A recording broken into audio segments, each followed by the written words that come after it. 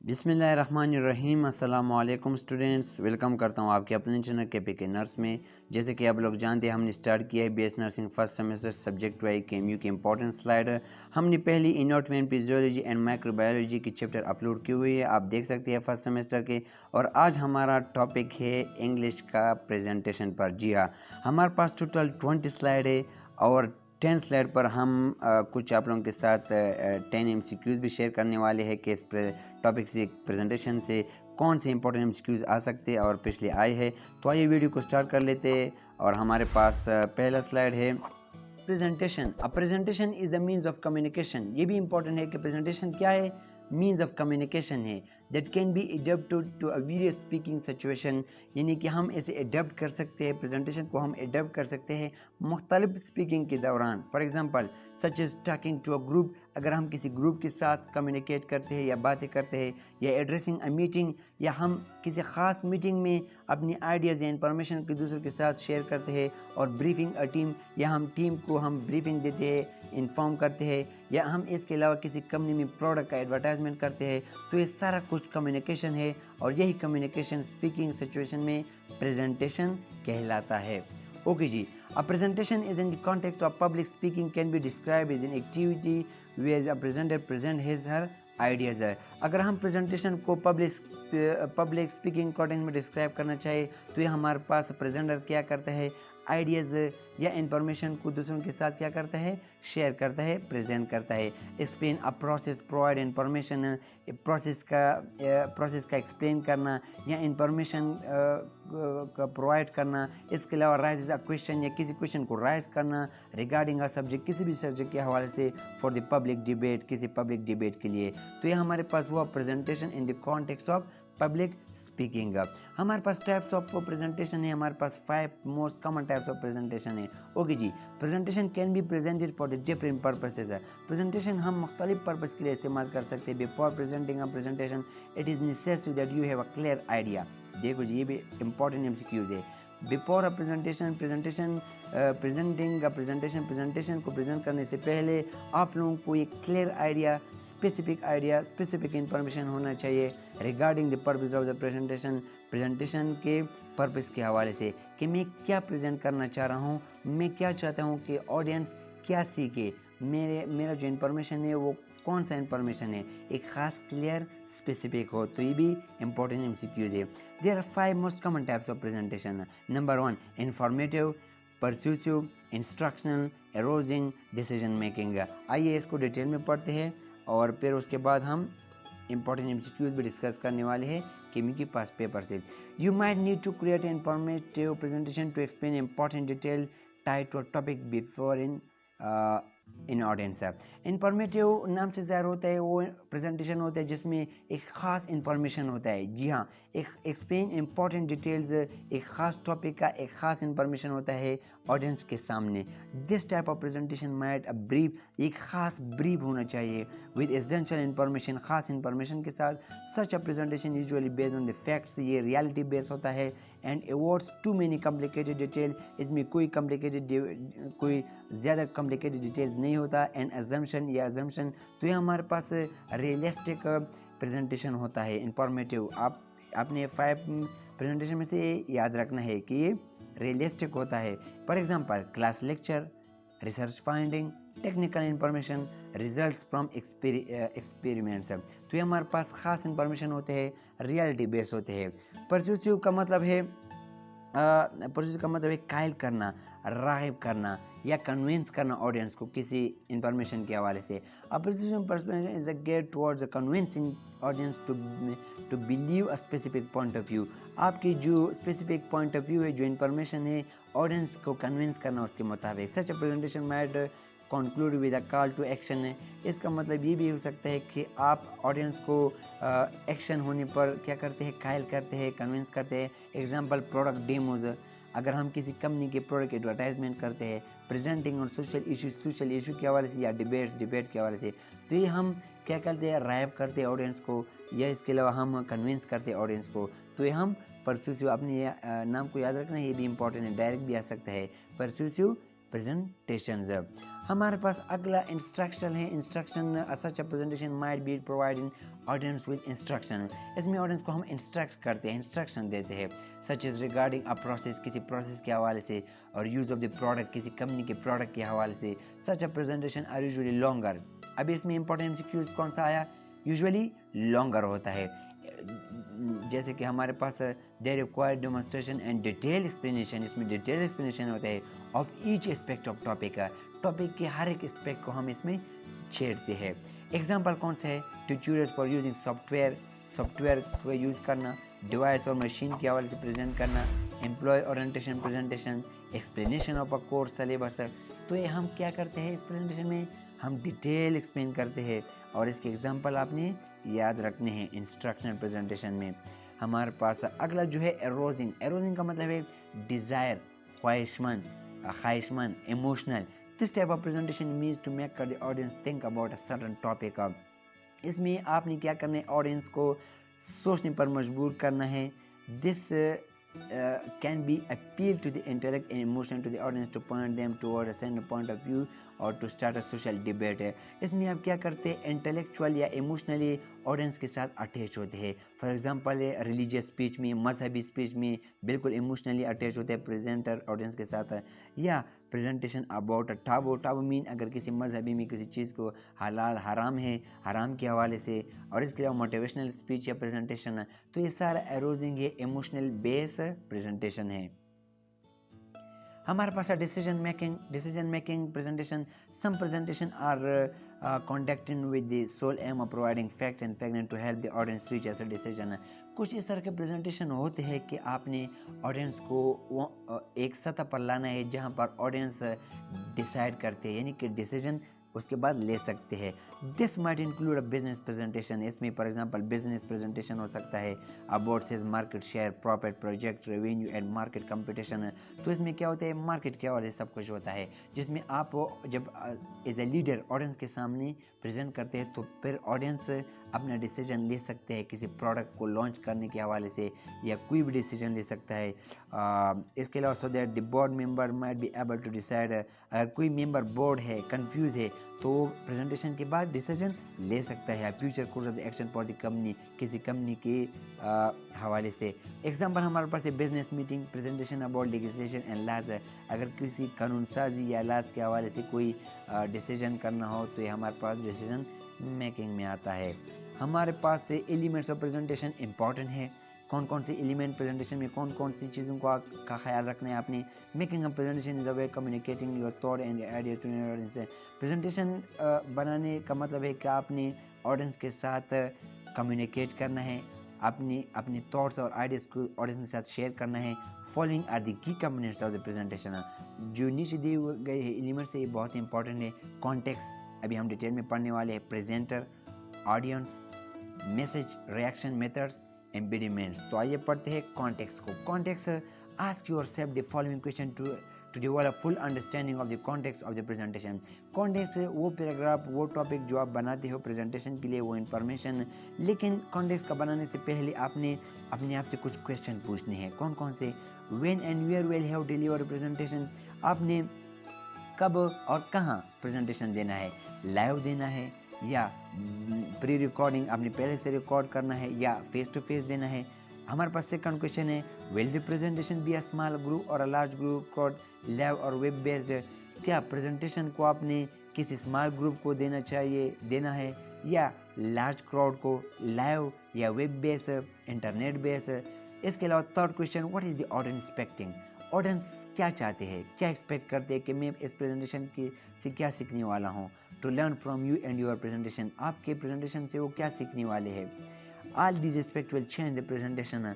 ये सारे क्वेश्चन आपका प्रेजेंटेशन बहुत पॉजिटिव वे में चेंज कर सकता है, चेंज करेगा। प्रेजेंटर कौन सा होता है? प्रेजेंटर के हवाले से आपने इंपॉर्टेंट एमसीक्यूज को याद रखना है कि प्रेजेंटर वेल ड्रेस होना चाहिए। ये भी आया है, मैं आप लोगों के साथ अभी कुछ एमसीक्यूज शेयर करने वाला हूँ जिसमें प्रेजेंटर वेल ड्रेस होना चाहिए। The rule of the presenter is to communicate with the audience and control the presentation. Presenter का रोल क्या है?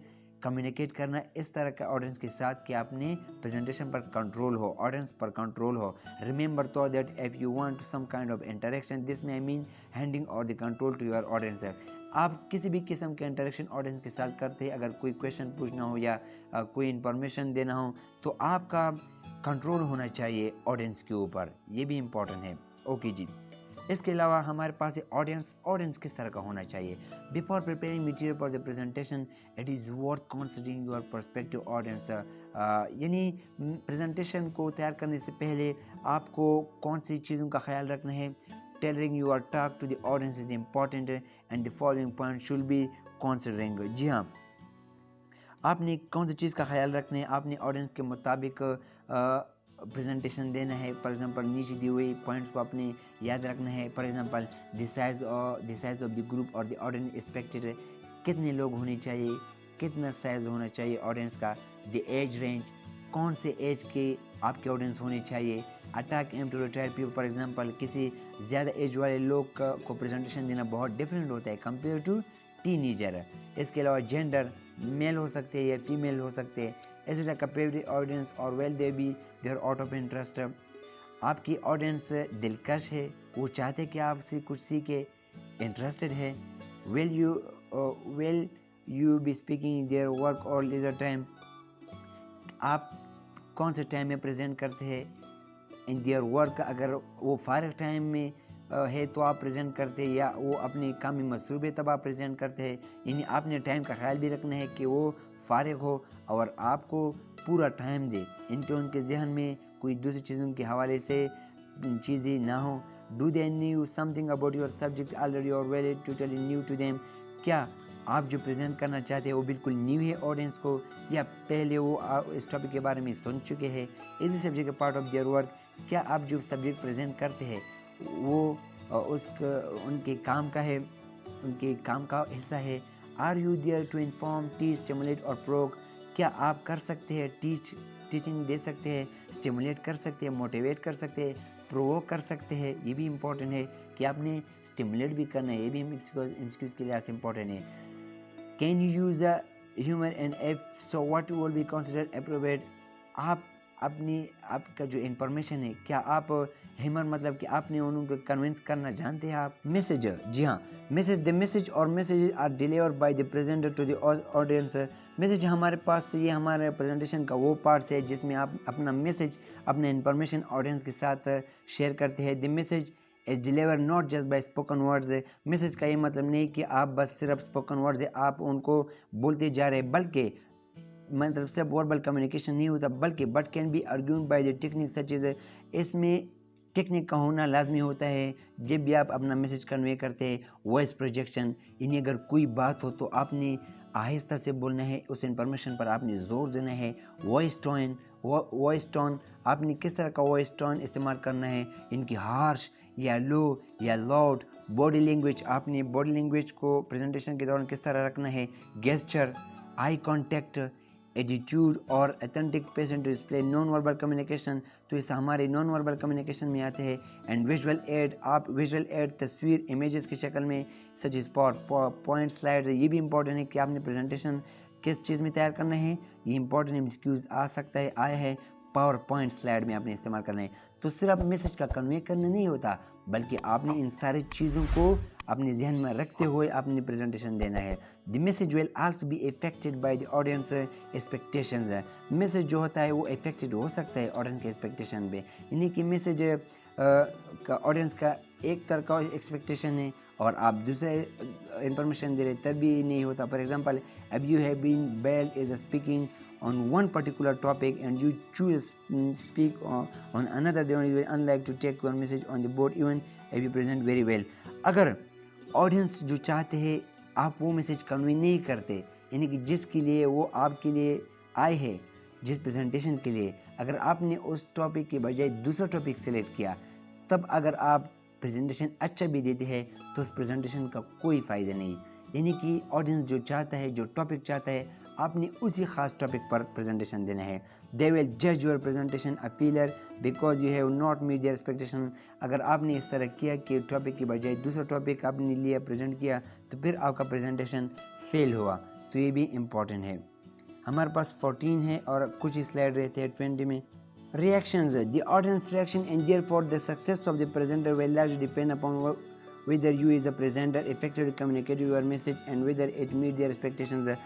आपका प्रेजेंटेशन पूरी तरह सक्सेस जो है डिपेंड करता है कि आपने अपना मैसेज किस तरह कम्युनिकेट किया, इफ़ेक्टिवली या नहीं, या इसके अलावा ऑडियंस के जो एक्सपेक्टेशन है प्रेजेंटेशन से आपने उसकी एक्सपेक्टेशन पूरी की या नहीं।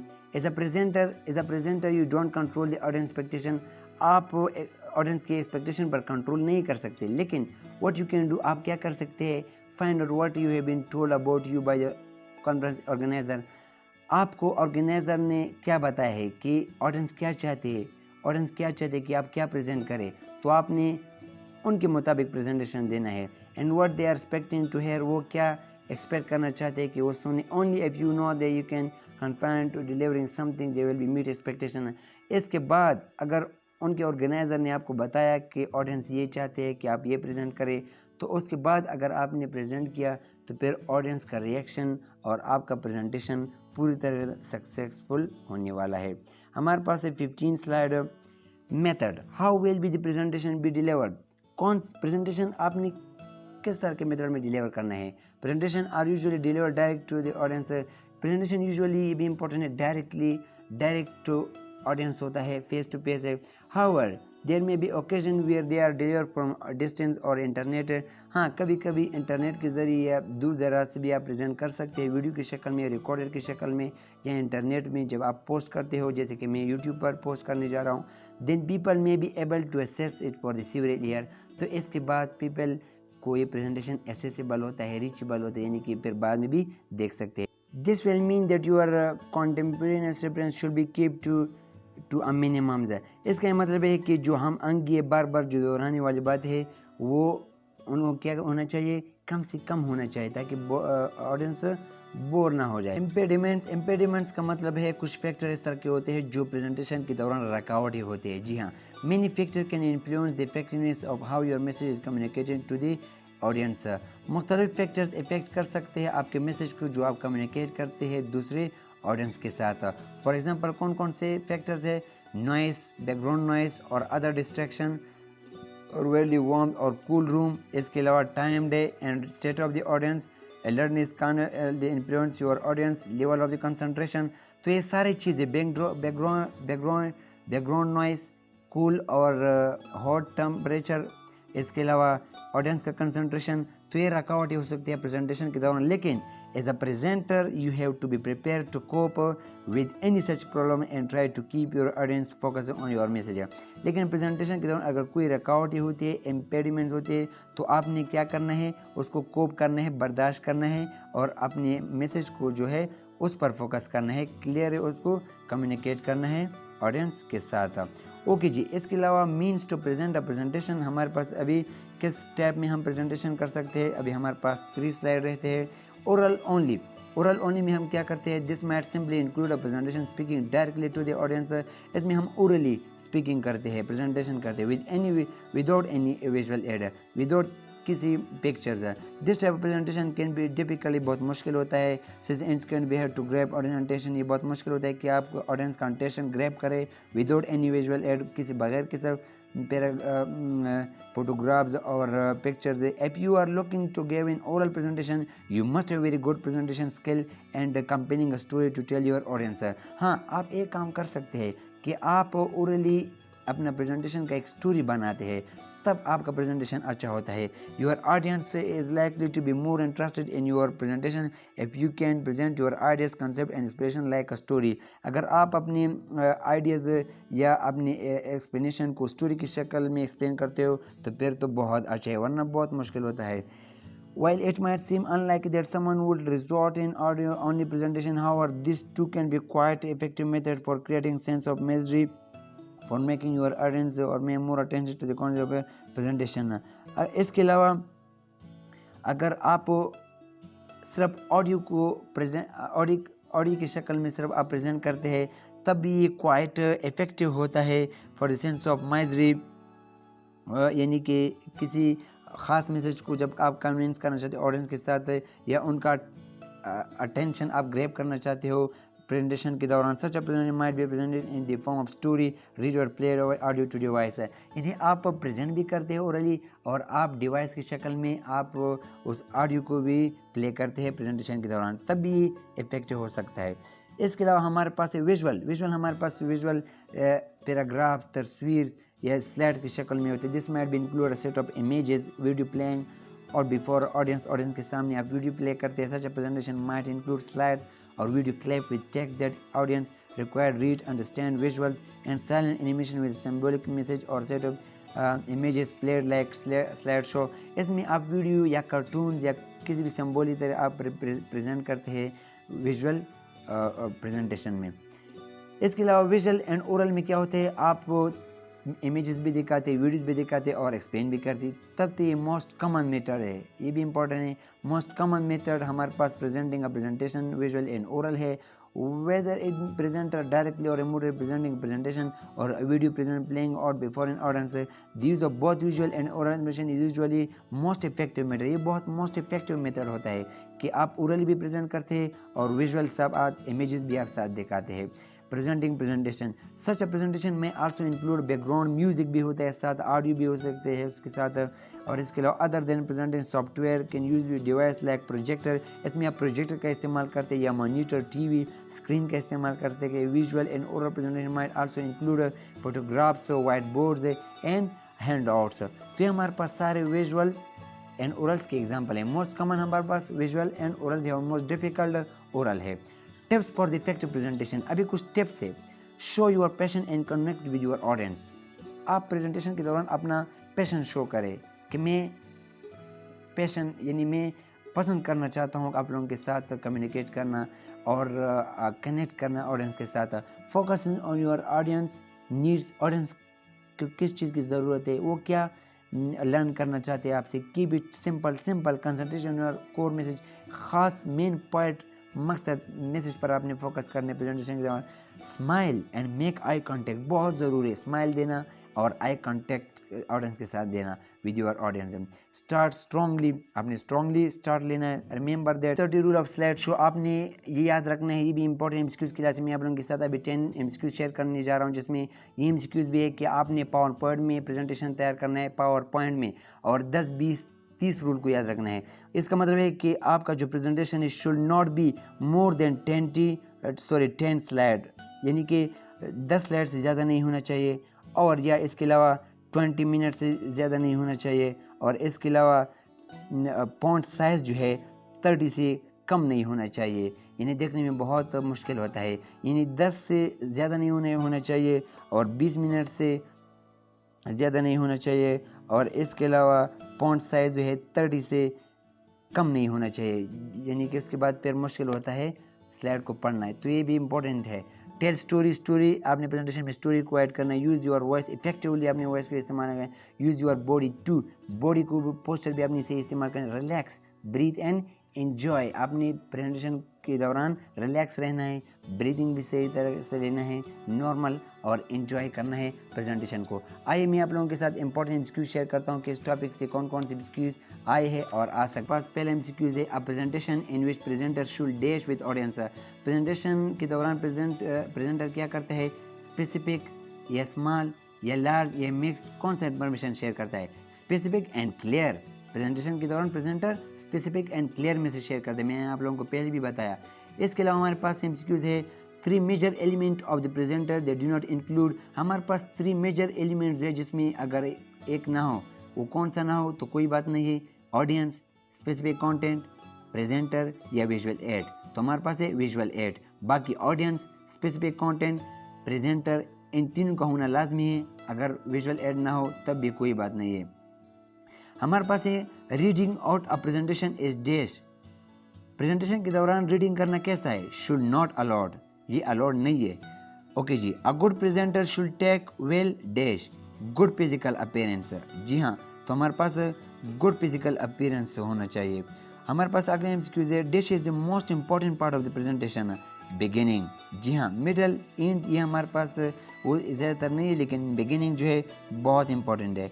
हाँ, what does we use for the presentation, power point. जी हाँ, मैंने आप लोगों को पहले बताया। In presentation what we use to create a simple simple design template, यानी कि प्रेजेंटेशन से पहले हम कौन सा जब एग्जांपल बनाते हैं उसको क्या कहते हैं, स्लाइड मास्टर। ये भी इम्पोर्टेंट है। तो ये हमारे पास कुछ इंपॉर्टेंट एमसीक्यूज़ थे लेक्चर के आखिर में।